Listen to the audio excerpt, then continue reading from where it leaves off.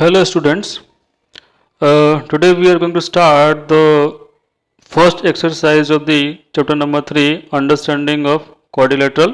Okay, exercise 3.1. Now we are starting here question number 1. Given here some figure, यहाँ पे आपको कुछ figure देके रखी है and in this figure classify each of them on the basis of the following. और इन सभी figure को हमें क्लासीफाई करना है, उनसे अलग अलग ग्रुप में रखना है अकॉर्डिंग टू गिवन बेजिस हियर। जो आपको यहाँ पे देख के रखा है बेजिस कि पहला दिया है सिंपल कर्व कि सिंपल कर्व कौन से है, पॉलीगॉन कौन सा है, कॉनकेव पॉलीगॉन कौन सा है, सिंपल क्लोज कर्व कौन सा है, कॉन्वेक्स पॉलीगॉन कौन सा है, इसके अकॉर्डिंग उनको क्लासीफाई करना है। तो सिंपल कर्व में कौन सा है, तो आपको यहाँ पे फिगर नंबर 1, 2, 5, 6, 7 ये सभी फिगर क्या है, तो सिंपल कर्व है। सिंपल कर्व में क्या होता है, एज आई सेड कि या तो साइड्स हो या तो या कर्व्ड लाइंस हो, पर कैसा होना चाहिए, क्लोज्ड होना चाहिए। तो ये आपका सिंपल कर्व है, सभी फिगर कैसी क्लोज है, बंद है। तो these are the simple curves. अब उसके बाद सेकंड था सिंपल क्लोज्ड कर्व। तो सिंपल क्लोज कर्व में वही आएगा आपका 1, 2, 5, 6, 7, क्योंकि ये सब simple close figure, simple figure तो है ही है, सिंपल कर्व तो है ही है, पर साथ में क्या है, सिंपल क्लोज कर्व है। उसके बाद थर्ड है पॉलीगॉन्स कि पॉलीगॉन्स कौन कौन से है। तो जैसे कि मैंने कहा कि पॉलीगॉन्स क्या होता है, they are made of sides कि वो साइड से मिलकर बने होते हैं। तो यहाँ पे फिगर नंबर 1, 2, 4 है जो क्या है, अलग अलग साइड्स से मिलकर बने हुए हैं। जैसे कि फिगर 1 के अंदर आप देखो तो टोटली 5 साइड्स हैं, फिगर नंबर 2 में 4 साइड्स हैं, और फिगर नंबर 4 जो दिया हुआ स्टार है तो उसमें बहुत सारी साइड्स हैं, तो साइड से मिलकर बने हुए, तो दे आर पॉलीगॉन्स। उसके बाद क्या, कॉन्वेक्स पॉलीगॉन कौन सा है, तो कॉन्वेक्स पॉलीगॉन में आपको जस्ट ओनली फिगर नंबर यहाँ पे एक ही फिगर दी हुई है। Okay, it is the quadrilateral, figure number 2 है क्वाड्रिलेटरल वाला। तो ये कॉन्वेक्स पॉलीगॉन है। क्यों, कॉन्वेक्स पॉलीगॉन में क्या होता है कि जो डायगोनल्स होती हैं तो वो कहाँ होती है, फिगर के अंदर होती हैं। तो यहाँ पे जो डायगोनल्स हम अगर अपोजिट कॉर्नर्स को अगर हम जॉइंट करते हैं तो दो डायगोनल्स बनेंगे, वो भी फिगर के अंदर बनेंगे, तो ये कॉन्वेक्स पॉलीगॉन हो गया। बाकी कॉनकेव पॉलीगॉन कहाँ बनेगा, तो फिगर नंबर 1 और 4 इनके अंदर अगर डायगोनल्स को हम जॉइंट करते हैं तो ऊपर से फर्स्ट फिगर है तो उसमें ऊपर के जो दो कॉर्नर्स हैं उनको आपस में जॉइंट करेंगे तो उनके डायगोनल्स फिगर के बाहर आएंगी। उसी तरह स्टार के अंदर अगर हम कॉर्नर्स को आपस में जॉइंट करते हैं so diagonals will be outside of the figure, diagonals क्या होंगे, फिगर के बाहर होंगे। तो ये सब कॉनकेव पॉलीगॉन हो गया। Okay, now next question number 2, how many diagonals does each of the following have. कि यहाँ पे पूछा गया है कि जो आपको दिए हुए हैं ABC तीनों में कितने डायगोनल्स हैं। तो पहला लिखा है कॉनकेव क्वाड्रिलेटरल, एक कॉन्वेक्स क्वाड्रिलेटरल है, कॉन्वेक्स क्वाड्रिलेटरल है, तो इसमें कितने डायगोनल्स होंगे। तो सिंपल से बात है, अगर कॉन्वेक्स क्वाड्रिलेटरल है तो इसमें दो डायगोनल्स होते हैं। जैसे कि हम एक क्वाड्रिलेटरल लेते हैं, क्वाड्रिलेटरल ABCD, तो ये आपका क्वाड्रिलेटरल है, 4 साइड है इसके अंदर। तो इसमें अगर अपोजिट कॉर्नर्स को अगर आपस में ज्वाइंट करते हैं, जैसे कि A को C के साथ और D को B के साथ में, तो दो डायगोनल्स बनेंगे। ओके, तो कॉन्वेक्स क्वाड्रिलेटरल में मिनिमम मैक्सिमम 2 डायगोनल्स होते हैं। अब उसके बाद B दिया है रेगुलर हेक्सागोन। तो यहाँ पे आपको फिगर दी हुई है ABCDEF, ये क्या है, आपका रेगुलर हेक्सागोन है। और रेगुलर हेक्सागोन का मतलब hexa means how many sides, so 6 sides, 6 side होंगी, और सभी के सभी साइड्स कैसे होंगे, इक्वल होंगे, और सभी जो एंगल्स बनेंगे, angle B, angle C, D, ये सभी एंगल्स भी कैसे होंगे, इक्वल होंगे, and that is what is a regular hexagon. तो इस रेगुलर हेक्सागोन में कितने डायगोनल्स बनेंगे, तो अगर आप सभी जो वर्टाइसिस हैं उनको अगर आपस में कनेक्ट करते हैं so there will be 9 diagonals, 9 diagonals बनेंगी। ओके, डायगोनल्स के नेम भी दिए हुए हैं आपको, ED, AE, BD, BE, FC, FB, AC, EC and FD। Okay, अब उसके बाद आपका थर्ड दिया है और ट्राइंगल, कि ट्राइंगल के अंदर कितने डायगोनल्स होंगे। सो ट्राइंगल में आपके क्या हो सकता है, डायगोनल्स होंगे ही नहीं, क्योंकि आप अपोजिट जो एंगल्स उसमें तीन ही एंगल्स होते हैं और तीनों को आप कनेक्ट नहीं कर सकते. So diagonal triangle has no diagonals. Okay. Question number 3. What is the sum of measures of angles of convex quadrilateral? And will this property hold if the quadrilateral is not convex? यहाँ पूछा है कि मान लो आप कोई convex quadrilateral ले लेते हो, जैसे कि ये रेक्टेंगल है या स्क्वायर है, तो उनके सभी एंगल्स का मेजरमेंट कितना होता है आपको वो निकालना है. और मान लो कॉन्वेक्स ना हो तो उसके बाद भी उनके एंगल्स का एडिशन सम कितना होता है. तो मान लेते हैं यहाँ पे let A B C D, आपको फिगर में दिया है ए बी सी डी, ये क्या है कॉन्वेक्स क्वाड्रिलेटरल है. तो उनके बीच में हमने डायगोनल्स ड्रॉ कर दिए अपोजिट साइड एंगल्स को जोड़ करके, ए को सी के साथ, तो ए सी डायगोनल होगी जो क्या करती है डिवाइड करती है क्वाड्रिलेटरल को टू ट्राइंगल्स में. तो अब हमें ये मालूम है कि ट्राइंगल्स के एंगल्स का सम कितना होता है, तो 180 डिग्री होता है. तो यहाँ पे हम सभी एंगल्स को ऐड करते हैं. तो पहले तो सभी एंगल्स को ऐड करेंगे, तो angle A plus B plus C plus D, सभी एंगल्स को ऐड किया इज इक्वल टू सभी एंगल्स को ऐड करते हैं 1 से लेकर 6 तक. ओके. तो जो ऊपर का जो आपको ट्राइंगल दिया है तो उसके एंगल्स क्या है 1 2 3 है, तो उनका एडिशन कितना होगा 180. और नीचे का जो आपको ट्राइंगल दिया है उसका एंगल्स कौन से है 4 5 6, तो उनका एडिशन कितना होगा 180. मीन्स दोनों को ऐड करने पे आपको कितना मिलेगा 360. You will get the 360. Means you can see here that the sum of the measure of the triangle of convex quadrilateral is 360. Okay. Yes, if quadrilateral is not convex, then this property will able to be applied. अगर मान लो quadrilateral convex नहीं है, concave है, तभी उनके angles का addition क्या होगा 360 ही होगा. ओके.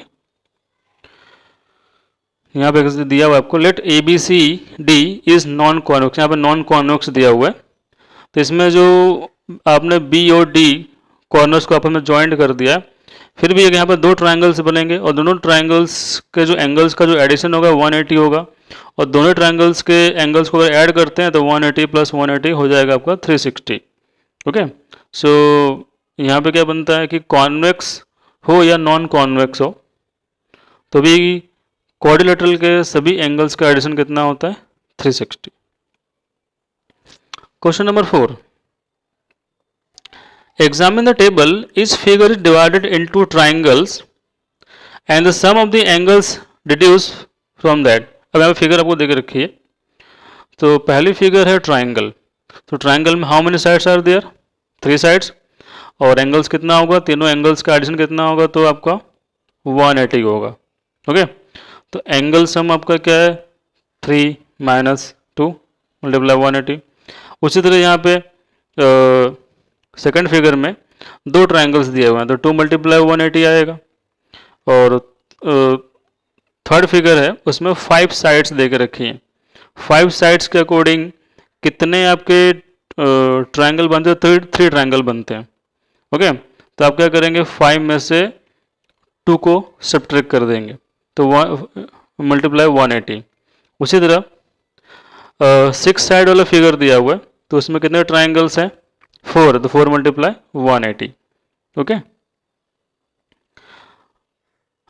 यहाँ पे आपको सॉल्व करके भी दिया हुआ है angle sum of if when n is equal to 7. अगर n इज इक्वल टू 7 दिया हुआ तो आप क्या करोगे n माइनस 2 मल्टीप्लाई 180. n की जब आप 7 रख देंगे 7 माइनस 2 मल्टीप्लाई 180 मीन्स 900 एंगल्स. अगर n इज इक्वल टू 8 दिया हो, n इक्वल टू 10 दिया, n इक्वल टू n दिया हो, यहाँ पे n क्या है, n is the number of sides, आपका नंबर ऑफ साइड्स हैं. ओके. उसके बाद है question number 5. What is a regular polygon, state the name of regular polygons. 3 sides और 4 साइड और 6 साइड वाले. तो रेगुलर पॉलीगॉन, तो पॉलीगॉन रेगुलर पॉलीगॉन किसको कहा जाता है, a polygon having all sides of equal length and the interior angles are equal in size.